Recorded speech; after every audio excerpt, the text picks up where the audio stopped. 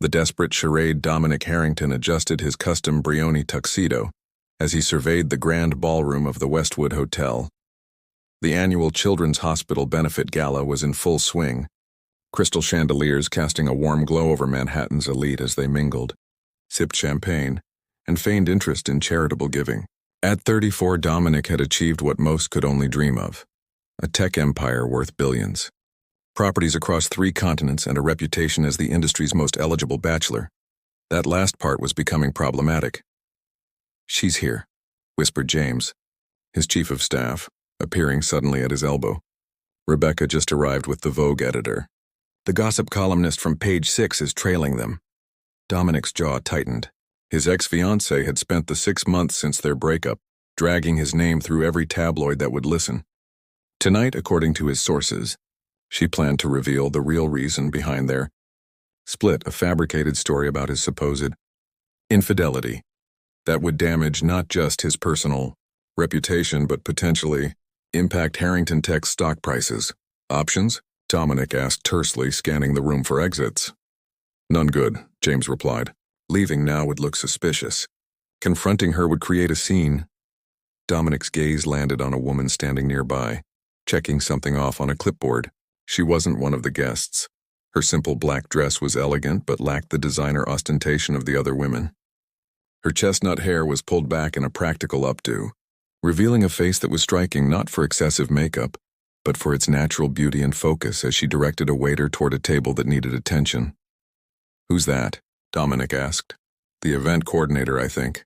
Natalie something." "Why?" But Dominic was already moving toward her, an idea forming. It was impulsive, perhaps even reckless, but he was out of options. "Excuse me," he said, stepping into her path. Natalie Prentice looked up, startled. She'd noticed Dominic Harrington throughout the evening. It was impossible not to notice him, but hadn't expected him to approach her. "Mr. Harrington, is there something wrong with the arrangements?" "I need your help," he said, his voice low and urgent. "My ex just arrived with plans to publicly humiliate me with false accusations. I need to divert attention." Natalie blinked. "I'm not sure how I can—" "I'm sorry about this," he interrupted, stepping closer. "But would you mind if I kissed you? Just for show?" Her hazel eyes widened. "You want to what?" "It would create a new narrative instantly. I'll compensate you, of course." Before Natalie could properly process his bizarre request, she heard gasps and whispers behind them. Rebecca had entered their section of the ballroom, cameras already turning their way. "They're coming," Dominic murmured. "Please." Something in his eyes, vulnerability beneath the confidence, made Natalie nod slightly. "Fine, but you owe me an His lips met hers before she could finish. Dominic had intended a brief, believable kiss for their audience. What he hadn't expected was the jolt that ran through him at the contact, or how naturally his hand moved to the small of her back. It lasted only seconds, but when they parted, the noise of the gala seemed distant, muffled. Natalie stepped back first, her cheeks flushed. "I hope that helped," she whispered, then turned and walked quickly away, leaving Dominic staring after her, the taste of her lips lingering on his. For the first time in years, Dominic Harrington was speechless. Lingering thoughts. 3 weeks had passed since the gala, but Natalie Prentice couldn't shake the memory of that kiss. She sat in her small office above a bakery in Chelsea, staring at spreadsheets that refused to hold her attention. The morning sunlight filtered through worn Venetian blinds, casting striped shadows across her desk cluttered with venue brochures and sample menus. "Earth to Natalie," called a voice, accompanied by knuckles rapping on her open door. Natalie looked up to see her assistant and best friend, Zoe Parker, balancing 2 coffee cups and wearing an amused expression. "Sorry," Natalie said, straightening. "Just thinking about the Henderson wedding proposal." Zoe replied, placing a cappuccino on Natalie's desk. "And I'm secretly dating Chris Hemsworth. You've been spacing out for weeks. This wouldn't have anything to do with a certain billionaire and a very public kiss that's still trending on social media, would it?" Natalie groaned. "Please don't remind me. I'm trying to forget it ever happened. Why? That kiss got Prentice Events more attention than we've had in 3 years combined." The phone hasn't stopped ringing. It was true. Their small event planning business had received an unexpected boost from the incident. People wanted to hire the company that worked the Harrington Kiss Gala, as if Natalie had planned that moment rather than been ambushed by it. It was just business for him, Natalie said, sipping her coffee. A convenient distraction. Zoe perched on the edge of the desk. Did he ever contact you afterward? His office sent an obscenely large check as compensation with a generic thank you note. Natalie shook her head. I returned it. You what? Zoe nearly spilled her latte. That could have covered our rent for a year. I'm not taking money for a kiss, Zoe. It makes me feel like… I don't know. It wasn't right. In truth, returning the check had been about preserving something Natalie couldn't quite name. Her dignity, perhaps, or the strange authenticity of that moment which had felt, improbably, like more than just a show. Across town, in his penthouse office 62 floors above Manhattan, Dominic Harrington was equally distracted. The quarterly projections for Harrington Tech's new AI division filled the screen of his laptop, but his mind kept drifting to a pair of honest hazel eyes and the feeling of genuine surprise in a kiss that should have been merely tactical. The check was returned, announced James, walking in without knocking as usual. Dominic looked up sharply. What? Ms. Prentice sent back your compensation for the gala incident, with a note. James handed over a small cream-colored card with handwritten text. Mr. Harrington, while I appreciate the gesture, I cannot accept payment for what occurred. Consider it professional courtesy from one person solving a problem to another. No further obligation exists on either side. Best regards, Natalie Prentice. Dominic read it twice, a smile tugging at his lips. She was unexpected. That's unusual, James commented. Should I send a larger amount? Perhaps she felt it was insufficient. No, Dominic said, tucking the note into his pocket. But I would like you to find out more about Prentice events. Their client list, upcoming projects, financial situation. James raised an eyebrow. Are you considering hiring them for something? Perhaps. Dominic turned back to his computer, effectively ending the conversation. After James left, Dominic found himself opening a browser and typing Natalie Prentice Event Planner into the search bar. The results showed a small but well-regarded company with glowing testimonials from clients who praised her creativity and personal attention. Several recent articles mentioned the mysterious kiss with Dominic, speculating wildly about their relationship. Dominic leaned back in his chair, tapping his fingers thoughtfully on the desk. For the first time in years, he'd experienced something genuine. In a world of calculated interactions, the woman had helped him without hesitation, expected nothing in return, and then refused his money on principle. She intrigued him. And Dominic Harrington wasn't accustomed to being intrigued. He picked up his phone and dialed James. Find out who's planning our tech summit next month, he said. I think we need a change. Orchestrated encounters. You have got to be kidding me, Natalie muttered, staring at the email on her screen. The subject line read, Request for Proposal, Harrington Tech Innovation Summit. Zoe peered over her shoulder. Is that what I think it is? Dominic Harrington's company wants us to bid on their annual tech summit. It's a 3-day event for 500 people. Natalie scrolled through the detailed requirements. This is $1 million project, Zoe. They usually hire massive corporate event firms for this. So why are they reaching out to us? Zoe asked, though her knowing smile suggested she had theories. Natalie ignored the implication. It has to be a mistake, or Billionaire boy can't stop thinking about that kiss, Zoe finished. That's ridiculous. Natalie stood up, pacing her small office. It was a business transaction to him, a convenient solution to a PR problem, which is why he's now coincidentally seeking proposals from your tiny company for his biggest annual event. Zoe raised an eyebrow. Come on, Nat. Natalie stopped pacing. The practical part of her brain, the part that worried about rent and payroll, knew this opportunity could transform Prentice events. The cautious part warned her about mixing business with whatever that kiss had been. We should at least submit a proposal, Zoe urged. What's the worst that could happen? 1 week later, Natalie found herself riding an elevator to the 62nd floor of Harrington Tower, her portfolio clutched tightly against her chest. She'd spent days crafting the perfect proposal, expecting to present to Harrington Tech's events team. The email confirming her appointment, however, had indicated that Dominic himself would attend. The elevator doors opened directly into a sleek reception area. A poised woman with a crisp British accent greeted her. Ms. Prentice? Mr. Harrington is expecting you. Natalie was led through glass doors into a minimalist office with floor-to-ceiling windows showcasing a panoramic view of Manhattan. Dominic Harrington stood gazing out at the skyline, his tall figure silhouetted against the afternoon light. He turned as she entered, and Natalie's breath caught slightly at the intensity of his blue eyes. "Ms. Prentice," he said, stepping forward to shake her hand. "Thank you for coming." His touch lingered a moment longer than necessary, sending an unwelcome flutter through her stomach. "Your proposal was impressive," he continued, gesturing for her to sit. "Particularly your concept for showcasing our emerging technologies." Natalie composed herself. "Thank you, Mr. Harrington, though I'm surprised you're personally involved in event planning decisions." A slight smile played at his lips. "I take an interest in all aspects of my company, especially when innovation is involved."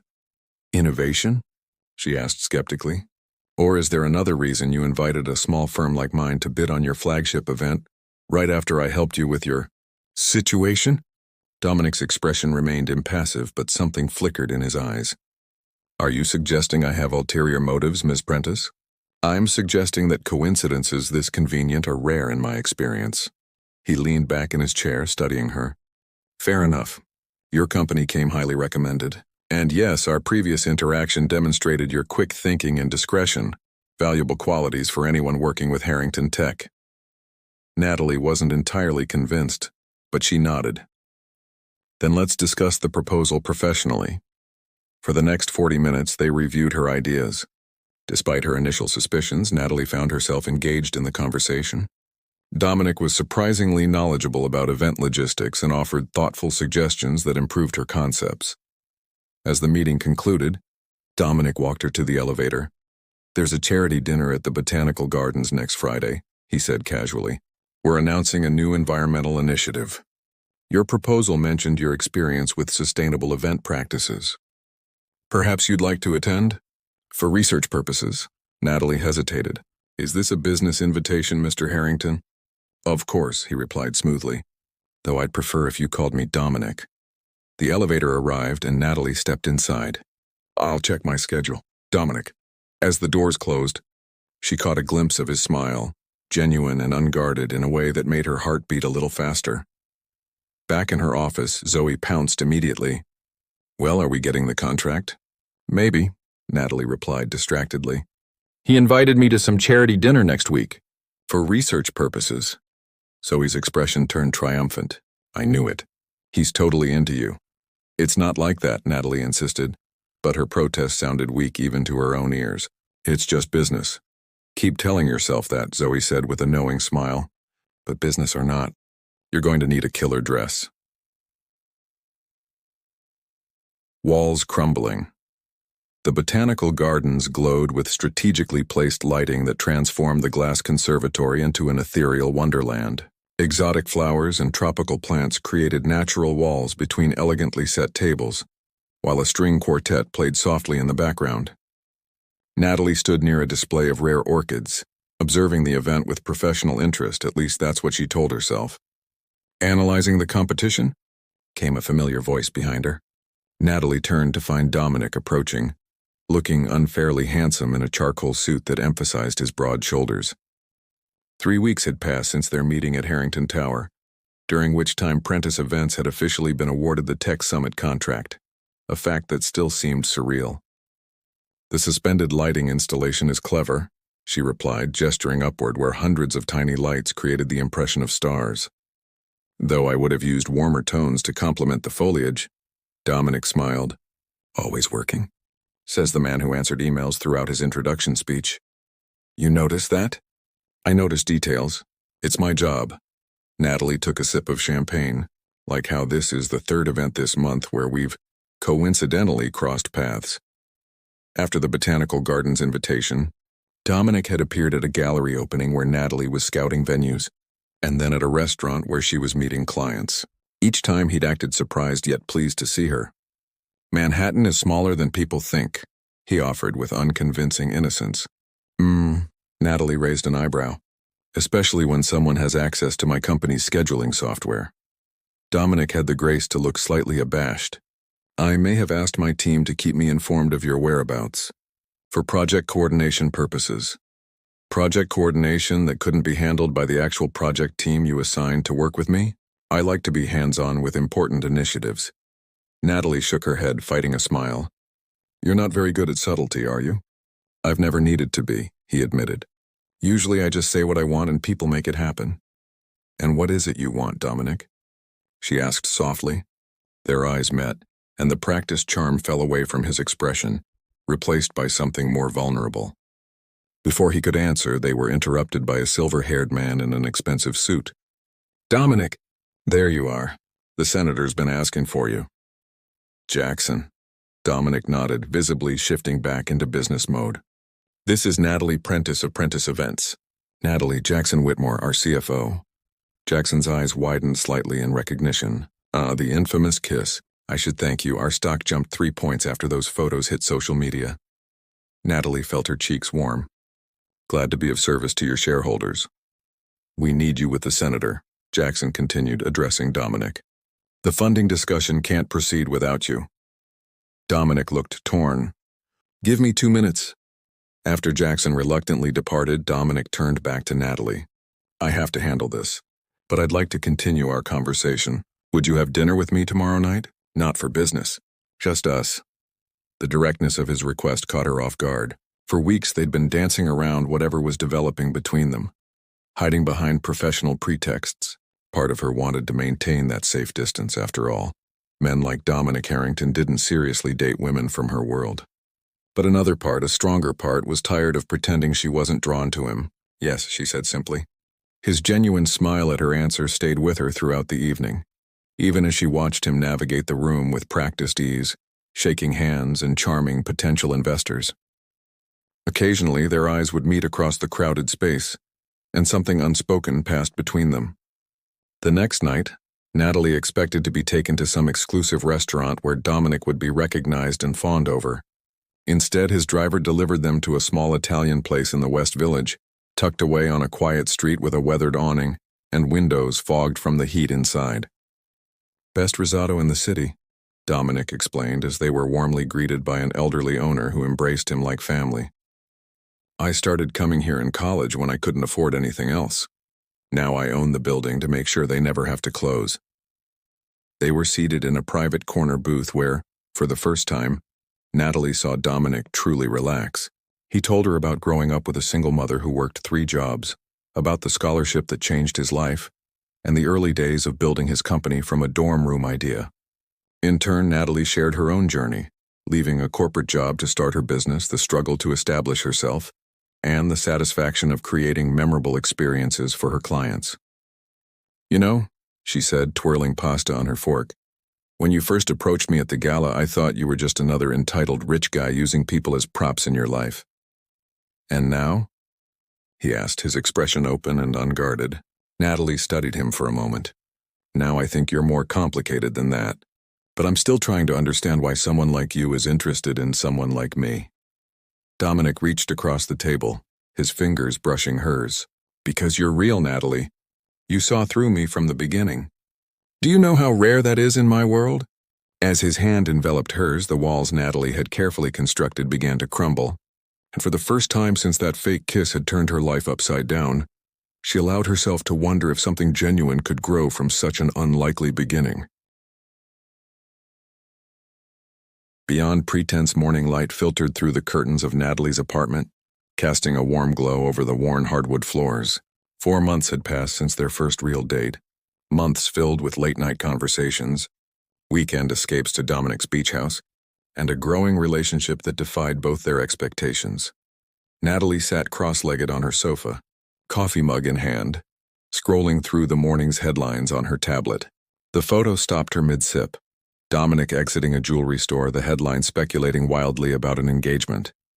She set down her coffee with a shaky hand. The Harrington Tech Summit, her company's most successful event to date, had concluded 2 weeks ago. With that professional connection completed, they'd reached an unspoken crossroads. What happened next would define whether their relationship was truly built to last beyond the circumstances that had brought them together. Her phone buzzed with a text from Dominic. Breakfast? I'm downstairs. When she reached the street, she found him leaning against his car, looking more casual than usual in jeans and a Henley. He smiled at the sight of her, but his expression faltered when he noticed her preoccupation. "Something wrong?" he asked, kissing her cheek. Natalie showed him the article. "Care to explain?" Dominic's eyes widened slightly. "That's not how I planned this conversation. So it's true? You are buying a ring?" He ran a hand through his hair. "Can we talk somewhere private?" They ended up at a quiet corner table in their favorite cafe. Dominic stirred his untouched coffee, gathering his thoughts. "I was looking at rings," he admitted. "Not because I think we're ready for that step, but because I wanted to understand what I was feeling." He met her eyes directly. "I've never felt this way about anyone, Natalie. It scares me." The vulnerability in his voice caught her off guard. This was the real Dominic, not the polished billionaire, but the man who still carried the insecurities of his humble beginnings. "It scares me too," she confessed. "Our worlds are so different. Last week at the governor's dinner, I overheard someone asking if I was your charity project." Dominic's expression darkened. "Who said that?" That's not the point," Natalie interrupted. "The point is, people will always question why you're with me. Sometimes I question it myself. Because of our different backgrounds. Because relationships that start with deception rarely end with truth," she said softly. "Sometimes I wonder if you pursued me to prove something to yourself. The one woman who wasn't impressed by your wealth or power." Dominic reached across the table, taking her hand. "That first kiss may have been fake, but everything since has been real. More real than anything in my life. How can you be sure?" she challenged. "Your world is built on appearances." "Because I've never let anyone see the real me until you," he said earnestly. "The scared kid from Queens who built an empire to prove his worth. The man who still wakes up some mornings certain it will all disappear." Natalie felt her resolve wavering, but one fear remained. What happens when the novelty wears off? When I'm just another person in your life who wants something from you? Is that what you think? That you're temporary? Dominic's voice was pained. "Natalie, before you, I had success but no joy. I had acquaintances but no one who knew me. Every relationship was a transaction. What can this person do for me? What do they want from me?" He squeezed her hand. "But you returned my check.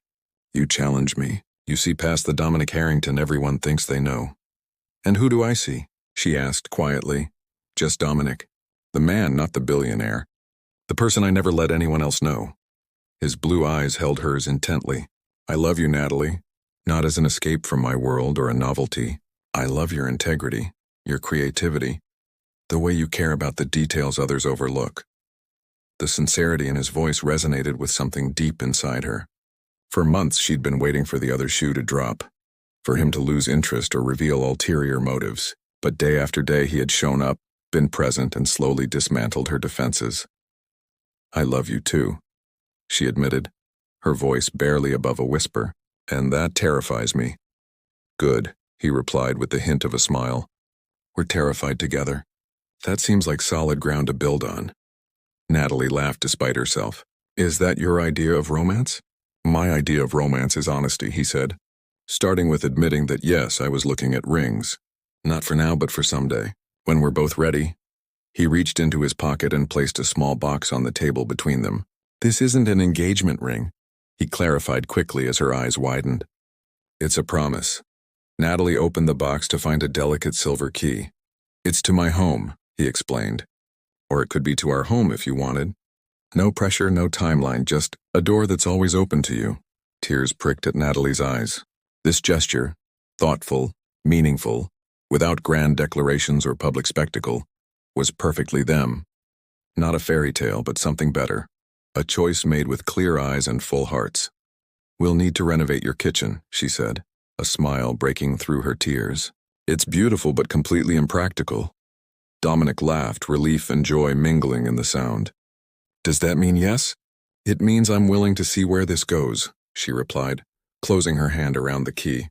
"For real this time. No pretending." As they left the cafe hand in hand, Natalie marveled at how life's most significant moments often came disguised as something else entirely. What had begun as a desperate charade at a charity gala had evolved into something neither of them had been looking for, but both now treasured above all else. Their story had started with a fake kiss, but everything that followed, every conversation, every shared silence, Every moment of vulnerability and strength had been absolutely, undeniably real, and that reality was worth every risk.